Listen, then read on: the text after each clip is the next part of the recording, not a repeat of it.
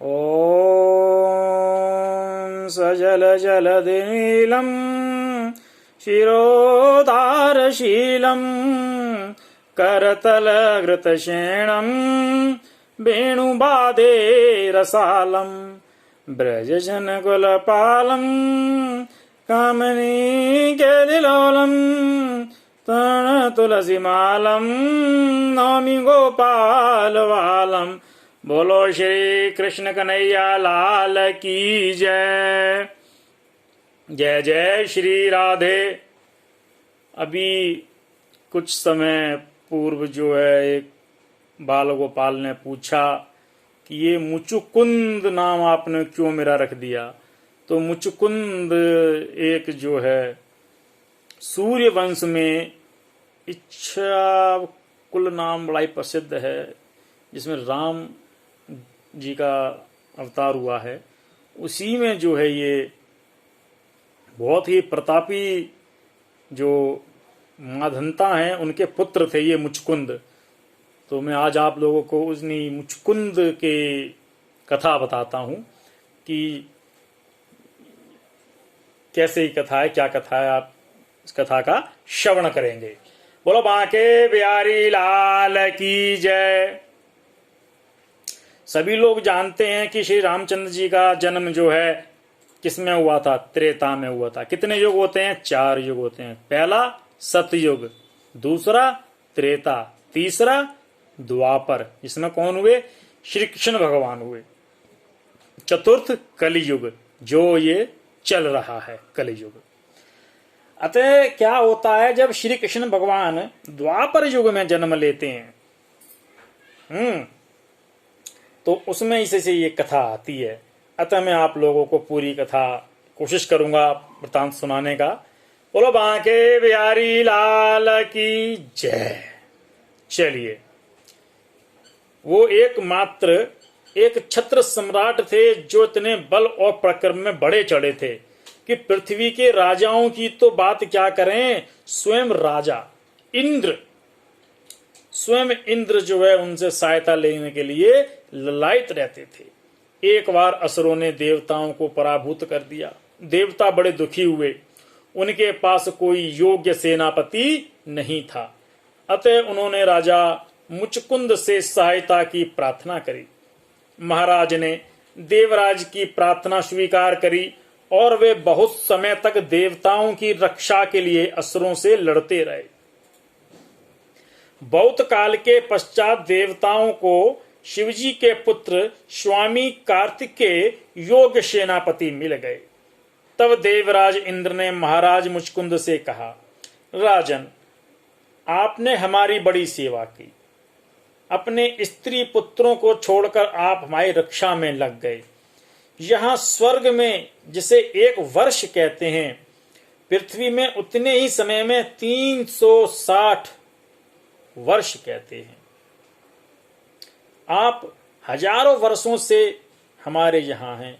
अतः अब आपकी राजधानी का कहीं पता भी नहीं है। आपके परिवार वाले सब काल के गाल में चले गए।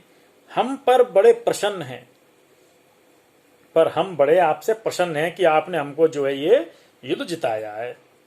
आप कुछ भी चाहो मोक्ष को छोड़कर, क्योंकि मोक्ष तो श्री कृष्णचंद्र भगवान के हाथों में है, उसको छोड़कर आप जो भी वरदान चाहो मैं आपको दे दूंगा, क्योंकि मोक्ष देना तो हमारे बस की बात नहीं है। महाराज को मानवीय बुद्धि ने दबा लिया।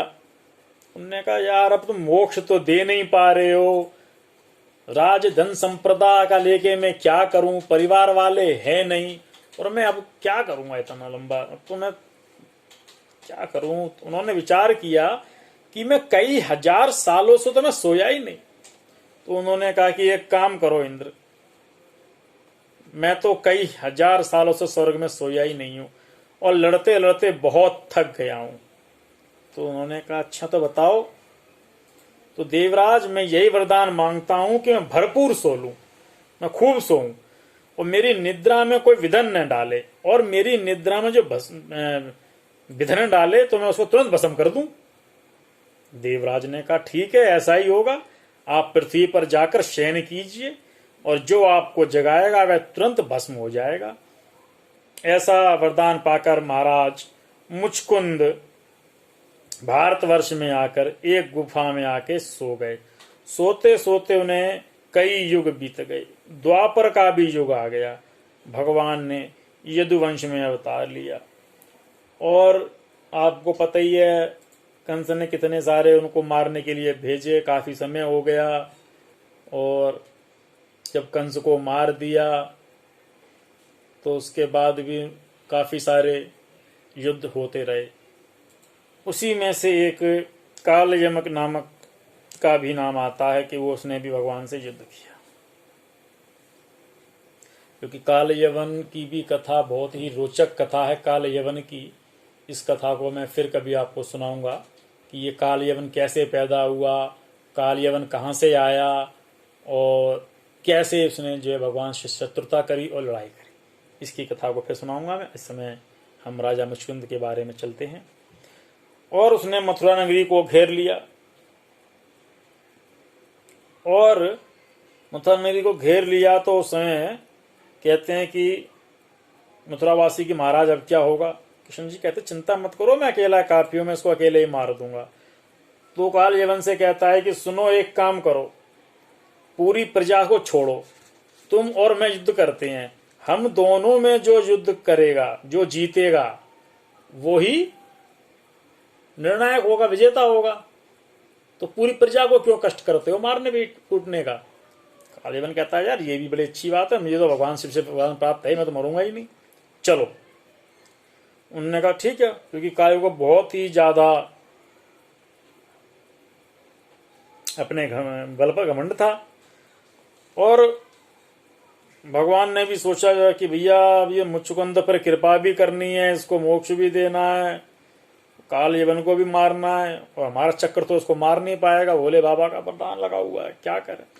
तो भगवान श्री कृष्ण जो है युद्ध से भागना शुरू करते हैं रण से, इसीलिए उनका नाम रणछोर पड़ जाता है। और भगवान पैदल दौड़ते हैं और भागते भागते भगवान कहाँ पे जाके छुप गए, जहाँ पे राजा मुचकुंद सो रहे हैं, और वे अपना पीताम्बर उन्हें उड़ा दिया और स्वयं जाकर छुपकर तमाशा देखने लग गए कि देखते हैं अब क्या होता है।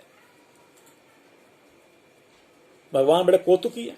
देखते हैं पीछे से काल यवन नाना प्रकार के दुर्वचन कहता हुआ आ जाता है और क्या देखता है कि ये तो यहाँ पे आके सो रहा है, ओहो। और वह आके पैर से उनको ठोकर मारता है और कहता है कि अच्छा यहाँ आके सो रहे हो, जल्दी उठ और मेरे से युद्ध कर। अब जो है जब वो खड़े नहीं होते हैं तो उनका दुपट्टा खींचते हैं, उनका पीताम्बर खींचता है काल यवन। जैसे ही खींचता है वैसे ही तुरंत, जनरली लोग सामने ही खड़े होते हैं, जाके किसी के भी सामने ही खड़े होते हैं, तो जैसे ही सामने काल यवन खड़ा हुआ होता है और राजा मुचकुंद अपनी आंखें खोलते हैं, उनकी आंखों से एकदम जो है तुरंत भस्म निकली, मतलब अग्नि निकली और तुरंत भस्म कर दिया। जैसे ही भस्म कर दिया काल यवन को और वो तुरंत वहां जलकर भस्म हो गया। अब तो महाराज इधर उधर देखने लगे, गुस्से के मारे तेज तेज उनकी सांस चल रही है। और उस समय क्या होता है, तो भगवान पीताम्बरधारी श्री कृष्ण भगवान उनको जो है क्या शांत होने की बात करते हुए उनके समक्ष आते हैं। अब तो गुफा में बड़ा ही तेज संपूर्ण प्रकाश जगमगाता है और वो एकदम जो है अवाक रह जाते हैं, कहते हैं ये क्या है। तब प्रभु का परिचय पूछते हैं तो गर्गाचार्य के वचन स्मरण आ जाते हैं और वो कहते हैं कि तो साक्षात पारब्रह्म परमात्मा है, और वे उनके भगवान के चरणों में लोट हो जाते हैं। भगवान ने उनको उठाया, छाती से चिपकाया और भांति भांति के वरों का प्रलोभन दिया। अब प्रलोभन तो इंद्र ने भी दिया था। अब कोई मोक्ष मांगे भगवान से, भगवान बोले यार सबको मोक्ष दे दूंगा, तो ये सृष्टि का जो मैंने सृजन किया है चलेगी कैसे।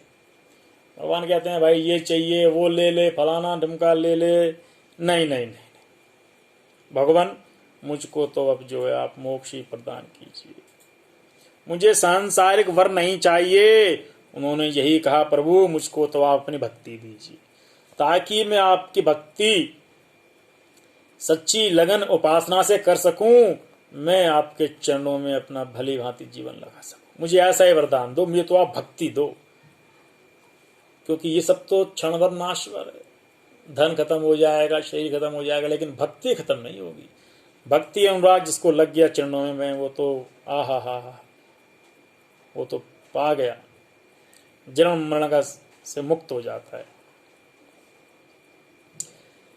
अब कहते हैं कि मैंने प्रभु कभी भी आपकी उपासना नहीं करी, तो प्रभु मुझे अपनी भक्ति, चरणों की भक्ति का आश्रय ही दे दो। भगवान ने कहा, ठीक है, अब तुम ब्राह्मण हो जाओ और सर्व जीवों में समान दृष्टि वाले हो जाओ, तब मेरी जी खोलकर अनन्य उपासना करना, और तुम मेरे तो बन ही गए हो। तुम्हारी उपासना करने की जो अभिलाषा है, तुम्हें विशुद्ध ब्राह्मण वंश में जन्म लेना पड़ेगा, और वहां तुम उपासना रस का भली भांति आस्वादन कर सकोगे। वर देकर भगवान अंतर्ध्यान हो गए, और महाराज मुचकुंद ब्राह्मण जन्म में उपासना करके प्रभु के धाम को प्राप्त हुए। बोलो श्री कृष्ण भगवान की जय। ये जो है मैंने आपको राजा मुचकुंद की कथा मैंने आप लोगों को सुनाई है। आप लोगों को किसी और अन्य प्रकार की कथा सुननी हो, कृपया करके मुझे कमेंट करके बताते रहें, व्हाट्सएप करके बताते रहें। मैं आपको कथा को श्रवण कराता रहूँगा। आप लोगों से प्रार्थना है कि आप मुझे कमेंट करके अवश्य बताते रहें। कोई त्रुटि हो गई हो बनाने में वीडियो, तो मैं पुनः उसको सही करके आप लोगों के समक्ष प्रस्तुत करूँगा। और आप लोग ज़्यादा से ज़्यादा इस चैनल को आगे प्रचार करें, प्रसार करें, ताकि मैं जो वीडियो बनाता हूँ मैं उसको ये समझ सकूँ कि हाँ, मेरे द्वारा बनाए गए ये ज्ञानवर्धक वीडियो आप लोगों के समक्ष पहुँच रहे हैं। आप अपने बाल गोपालों को भी वीडियो दिखाएं, और उनको अपनी जो विरासत में जो सनातन संस्कृति है उसके बारे में पता चले। इसीलिए मैं छोटे छोटे वीडियो बनाता हूँ। आप सभी लोग बैठ के अपने परिवार वालों को भी दिखाएं, उनको समझाएं, उनको अपने संस्कृति में बताएं, और स्वयं भी जागरूक हों। इसका वीडियो का प्रचार प्रसार करते रहें, यही मेरी आपसे जो है प्रार्थना है, यही आपकी मेरी जो है इसमें दक्षिणा है। जय जय श्री राधे, जय जय श्री राधे। सभी लोग प्रेम से हाथ उठा के बोलेंगे, जय जय श्री राधे श्याम।